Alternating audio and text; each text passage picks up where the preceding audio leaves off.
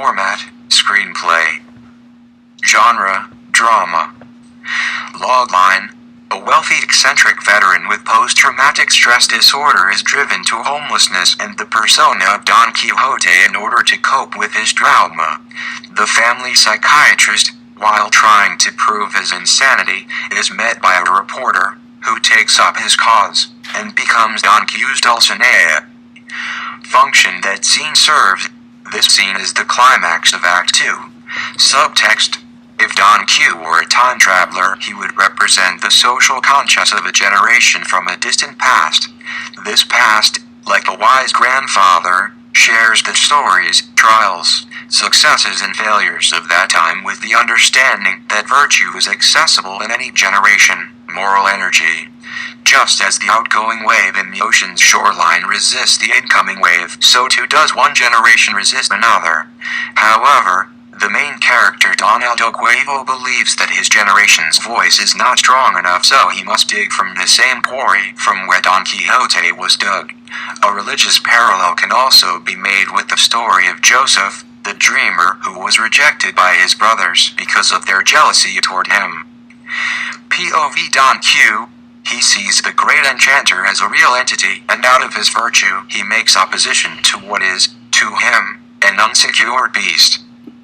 What I like about this scene is that it repeats the scene in Miguel de Cervantes' novel in modern terms. Cervantes used mere shields to shock Don Quixote back to his former self, whereas I used a camera with live feed and televisions. I believe it speaks well to this generation. Extension. Television station. Night approaching is DonQ with his shopping cart toward the satellite dishes. Behind him is Maria and her cameraman, taping the event. DonQ draws his bamboo stick and begins to shout at the satellite dishes. DonQ, are you asleep, giant? Nay, you never sleep from your enchantments. Is the world drunk by your misgivings tonight? Have they abandoned themselves to your lasciviousness? The moon has rendered her 8 phases, and yet another civilization is blinded and waxes cold. Have you their heart in your hand? You do persuade well, but not to my soul. Then from behind the discs emerge 8 men dressed in robes and wearing Chinamen hats and masks. They have a cloaked item in their hands.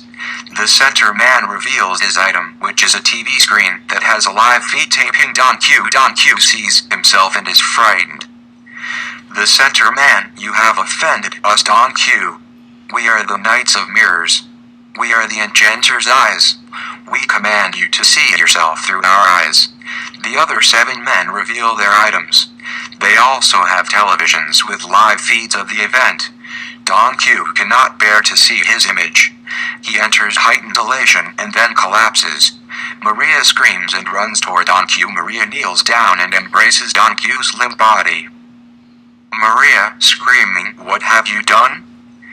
The center man takes off his mask. It is Todd Wrench. Todd, I only did what was best for him. Maria's best for him?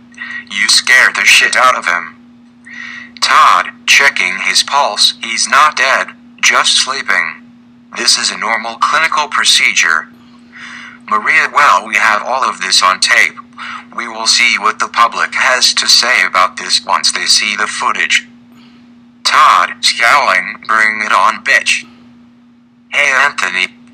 Truthfully, I'm always impressed with your ability to seamlessly combine elevated diction descriptions with standard fare. It really adds to both the story and character of DonQ. Great job. Feedback by Charles Pangburn.